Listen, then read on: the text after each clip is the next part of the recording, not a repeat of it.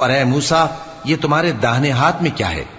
انہوں نے کہا یہ میری لاٹھی ہے، اس پر میں ٹیک لگاتا ہوں اور اس سے اپنی بکریوں کے لیے پتے جھاڑتا ہوں، اور اس میں میرے اور بھی کئی فائدے ہیں۔